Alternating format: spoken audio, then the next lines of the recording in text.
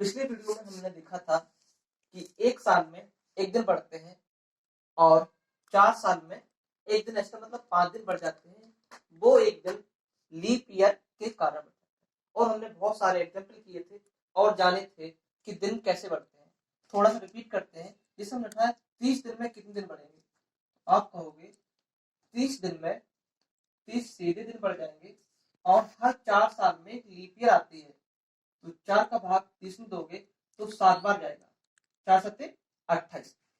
30 दिन तो बढ़ेंगे बढ़ेंगे, उसके साथ साथ 7 दिन और बढ़ जाएंगे। कुल मिलाकर 30 साल में 30 प्लस 7 37 दिन बढ़ जाएंगे। और एग्जाम्पल लेते हैं। अगर हमने कहा 40 साल में कितने दिन बढ़ जाएंगे, तो आप कहोगे सीधा 40 दिन सीधे बढ़ेंगे प्लस हर 4 साल में एक लीप ईयर आती है। 4 साल में लीप ईयर कितनी आती है, एक लीप ईयर आती है। तो 40 साल में कितनी लीप ईयर आ जाएंगी, 4 से भाग दे देंगे, 4 से भाग दोगे 10 बार जाएगा, तो 40 साल में 10 लीप ईयर आएंगे। तो 40 साल में जो दिन बढ़ेंगे वो 40 प्लस 10 50 दिन बढ़ जाएंगे। अब हम जानते हैं 100 सालों की कहानी कि 100 साल में कितने और डे होंगे, 100 साल में कितने दिनों की संख्या बढ़ जाएगी। आइए देखते हैं।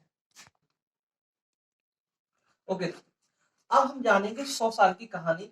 100 साल में कितने दिन होंगे, कितने साधारण वर्ष होंगे, कितने लीप ईयर होंगे। ध्यान समझना, सबसे जरूरत चीज है 100 साल की कहानी।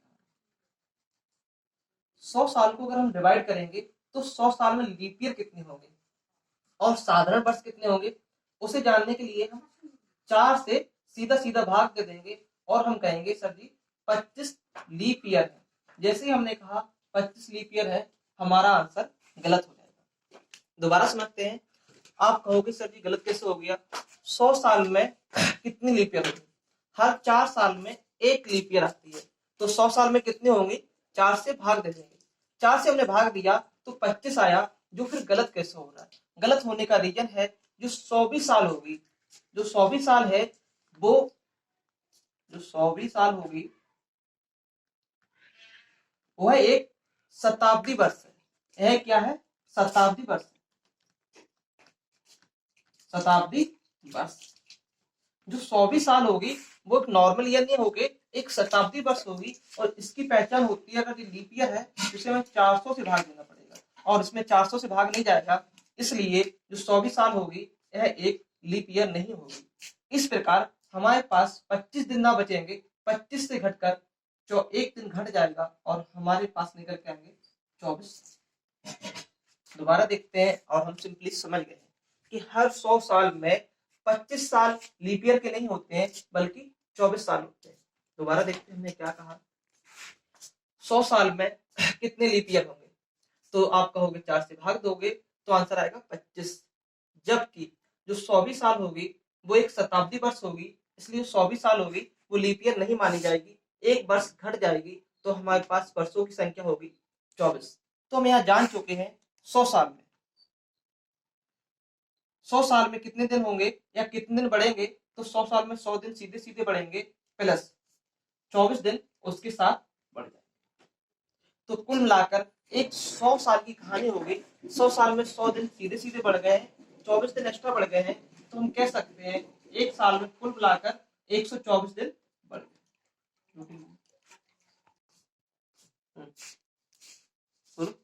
होगा बोलो तो करो।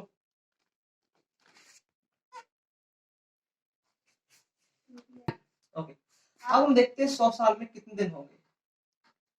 100 साल में और डे की संख्या निकालना। तो 100 साल में भी हमने जाना थोड़ी देर पहले कि 100 दिन सीधे सीधे बढ़ेंगे, उसके साथ साथ 24 दिन एक्स्ट्रा बढ़ जाएंगे, क्योंकि 100 साल में 24 साल और डे होंगे, 24 लीप ईयर होंगे। तो कुल मिलाकर हमारे कितने दिन बढ़ गए हैं, 124। तो हमने सीधा देखा 100 साल में हमारे कितने दिन बढ़ गए हैं, 124। अगर 124 में और डे की संख्या फिर दोबारा निकालें तो हम 7 से भाग पुनः दे देंगे। 7 से हम जैसे भाग देंगे, 7 का भाग 12 में देंगे, 7 एकम 7 बचे 5, 54 हो गए, 7 49 हो जाएगा और हमारे पास और डे की संख्या निकल के आ गई है 5। सिंपल सा, अब हम इतना लंबा याद नहीं करेंगे कि 100 साल में 100 दिन प्लस 24, 124/7 करोगे और हमारे पास और डे की संख्या कितनी आ गई है, 5 आ गई। तो हम सीधा सा याद कर लेंगे 100 साल में विषम दिनों की संख्या कितनी होती है, 5। आगे देखते हैं 200 साल की कहानी। 200 साल की कहानी क्या कह रही है, देखते हैं। 200 साल में 200 साल सीधे सीधे बढ़ जाएंगे, प्लस हर 4 साल में अगर एक लीप ईयर आता है तो 200 साल में 50 लीप ईयर आने चाहिए। जैसे 50 करेंगे सवाल गलत हो जाएगा, क्योंकि 200 साल में 48 आएंगे। एक जो 100वीं साल होगी और एक जो 200वीं साल होगी, 100वीं साल और 200वीं साल ये शताब्दी वर्ष होंगे। ये क्या होंगी, शताब्दी वर्ष होंगे, जो कि लीप ईयर नहीं होंगे। इसलिए हमने 100 साल का एक दिन और 200 साल का एक दिन, मतलब कुल मिला के 2 दिन कम कर दिए। और 200 साल में हमारे जो दिन बढ़े 248 बढ़े, और हम 7 से भाग पुनः देंगे। 7 से 21 बचे 3, 38 हो गए, 7 पना 35, तो हमारे पास और डे की संख्या 3 आ गई। दोबारा देखते हैं, 100 साल में 100 दिन एक्स्ट्रा होंगे, 24 लीप ईयर के कारण बढ़ जाएंगे, 124, 5 दिन आ गए। उसी प्रकार 200 साल में कितने होंगे, 200 दिन सीधे सीधे बढ़ेंगे, 48 एक्स्ट्रा बढ़ेंगे, 248 में 7 से भाग देंगे, 3 दिन आ जाएंगे। आगे कहानी देखते हैं 300 साल।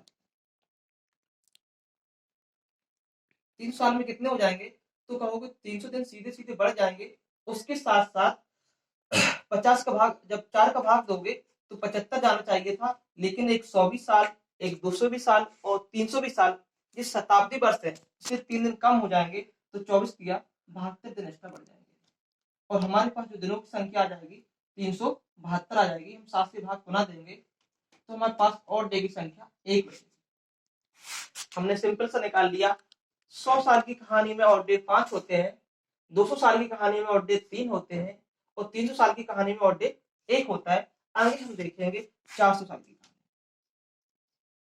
तो 400 साल की कहानी में 400 सीधे सीधे बढ़ जाएंगे, प्लस, और 400 को भाग दोगे, अगर 4 का भाग दोगे सीधा 100 बार जाएगा, लेकिन 100 दिन तो होंगे नहीं, यहाँ पर दिन होंगे 97। वो हम थोड़ा दिखाते हैं।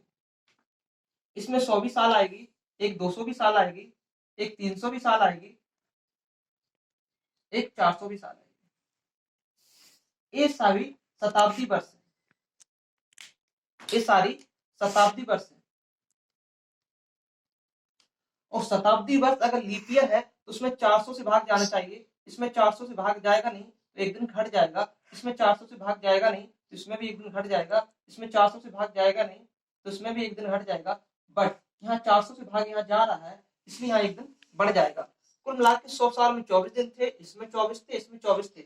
बट जो 400 साल होगी उसमें लीप ईयर जो होंगी वो 25 होंगी, इसलिए 24 की 72, 24 को 96 में एक दिन एक्स्ट्रा बढ़ जाएगा। कुल मिला के 497 आ गया। हम भाग देंगे, हमारे पास कुल मिला के दिनों की संख्या होगी 497/7। हम 7 से भाग देंगे और हमारे पास विषम दिनों की संख्या निकल के आई 0। ये हमारा टारगेट है। हम पुनः समझते हैं और इस चीज को मेमोराइज करेंगे, बहुत सारे अच्छे अच्छे क्वेश्चन हमारे यहाँ सॉल्व हो जाएंगे। दोबारा देखते हैं, 100 साल में कितने और डे होते हैं, कहोगे 5। 200 साल में और डे कितने होंगे, कहोगे 3। 300 साल में विषम दिनों की संख्या कितनी होगी, 1। और 400 साल में जो विषम दिनों की संख्या होगी वो होगी 0। ये कहां से हो रही है हम लोग जान गए, इसे सिंपली सी याद कर लेते हैं और देखते हैं आगे इस पे आधारित बहुत सारे सवाल। अभी हमने देखा 100 साल में, 100 साल में और डे कितने थे, 100 साल में विषम दिनों की संख्या कितनी थी, तो हम जाने 5। उसी प्रकार 200 साल में और डे कितने होंगे, तो हम जाने थे 3। और 300 साल में और डे कितने होंगे, तो हम जानेंगे 1। और 400 साल में और डे की संख्या कितनी होगी, तो कहोगे 0। ये हमारी सबसे महत्वपूर्ण चीज है और इसी से हम सारे कैलेंडर के सवाल लगाएंगे। दोबारा देखते हैं, और जिस चीज को हम लोग याद कर लेंगे कि हर 100 साल में, आज से 100 साल बाद कितना होगा, तो हम कहेंगे 5 दिन एक्स्ट्रा बढ़ जाएंगे, तो हम उसमें 5 दिन जोड़ देंगे। 200 साल में क्या होंगे, तो हम कहेंगे 3 दिन बढ़ जाएंगे और 3 दिन हम जोड़ देंगे। 300 साल में कितने होंगे, हम कहेंगे 1 दिन बढ़ जाएगा और 1 दिन हम जोड़ देंगे। और 400 साल में कितने और डे होंगे, तो हम कहेंगे सिर्फ 0 दिन होगा, मतलब 400 साल में कुछ भी दिन नहीं बढ़ेगा। फॉर एग्जाम्पल हम और समझते हैं, हमने कहा 500 साल में कितने और डे हो जाएंगे, तो 500 को हम ब्रेक करके लिखेंगे 400 प्लस 100। अभी हमने सीखा है 400 साल में ऑड डे होते हैं 0 और 100 साल में होते हैं 5। तो कुल मिलाकर 500 साल में ऑड डे की संख्या सिर्फ और सिर्फ 5 होगी। आगे देखते हैं, दोबारा सीखते हैं। अगर हमने कहा 600 साल, हमने कहा 600 साल में कितने विषम दिन होंगे, कितने दिन एक्स्ट्रा होंगे, तो हम इसे ब्रेक करेंगे 400 प्लस 200।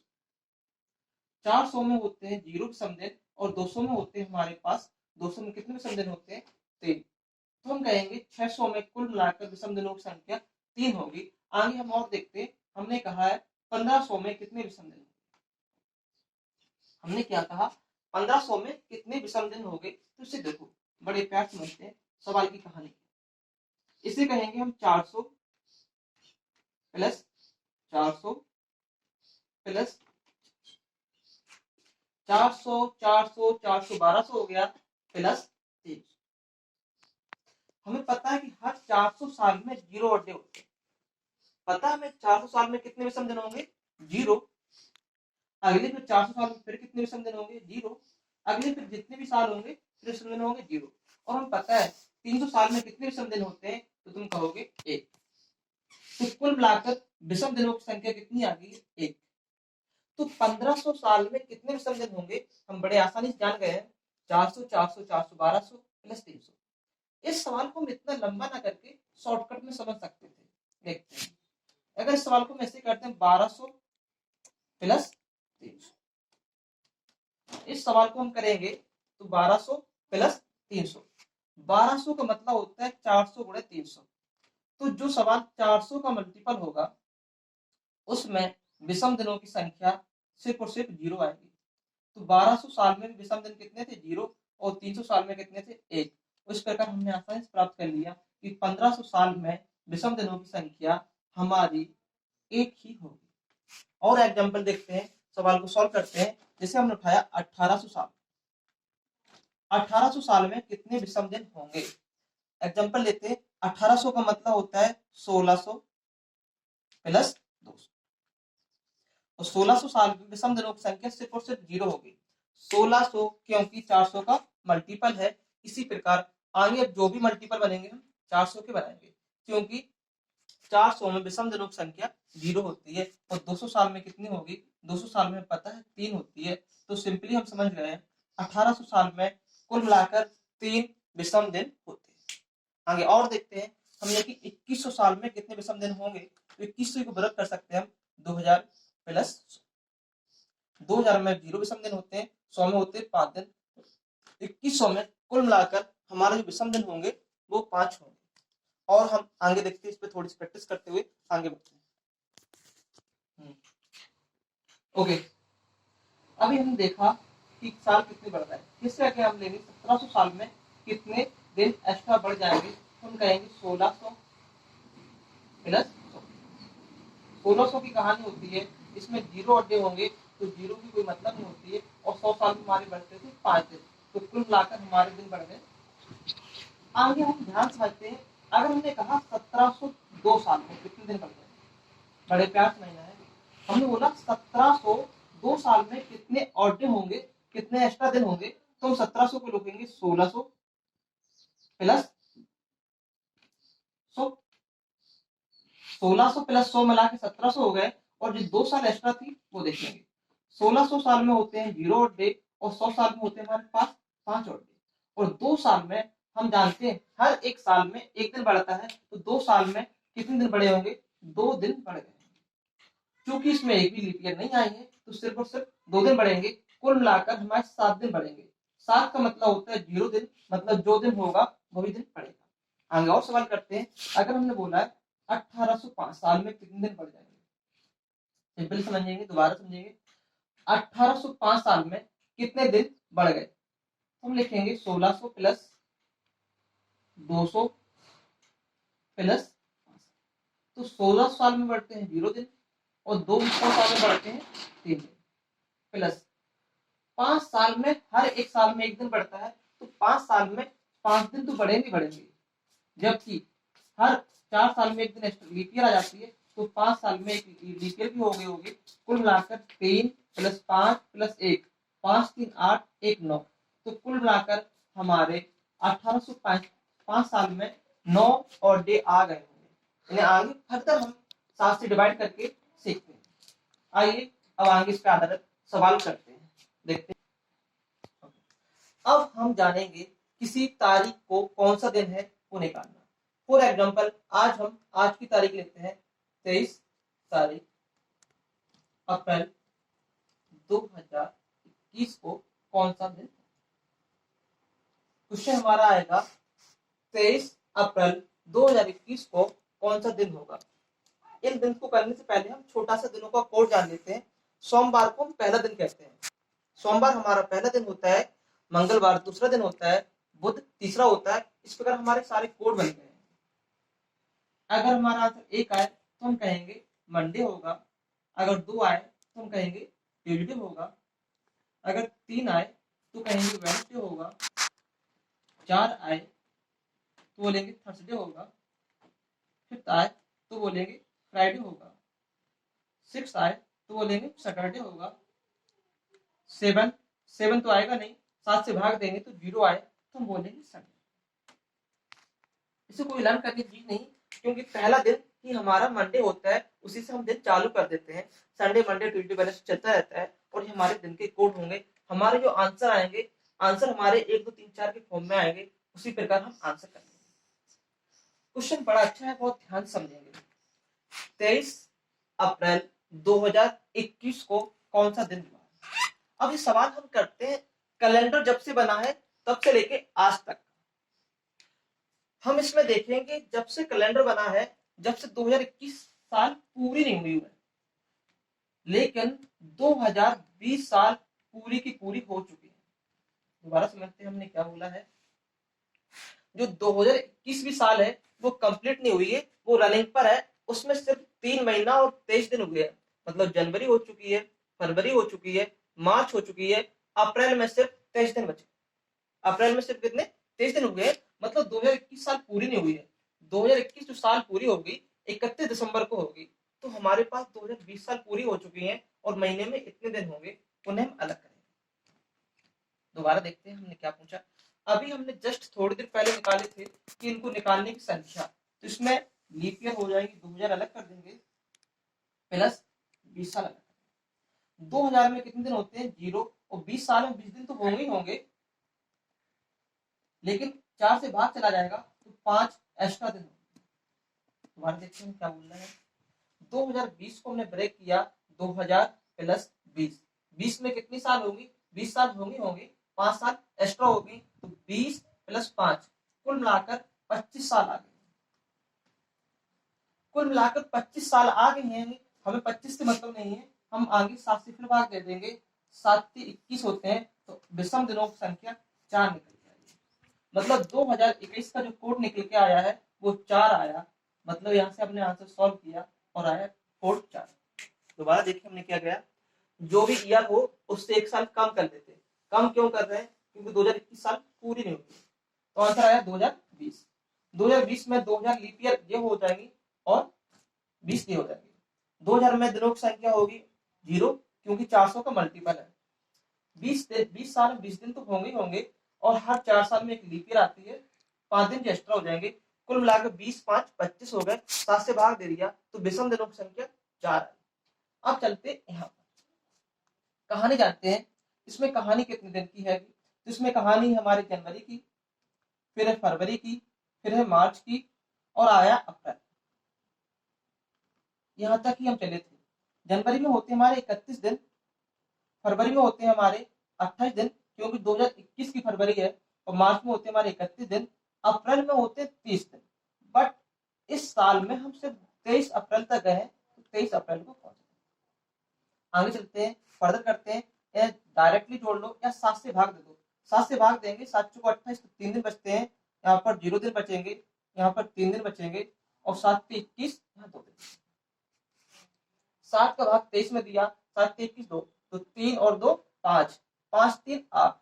यहाँ पर कुल मिला के और एक संख्या 8 आई, 7 का भाग पुनः दे दिया, तो कुल मिला के दिन कितने आए 1। तो यहाँ पर दिनों की संख्या 1 है, वहां पर दिनों की संख्या 4 थी। कुल मिलाकर दिन 1 यहाँ हो गए थे, 4 यहाँ से आए थे, तो 1 + 4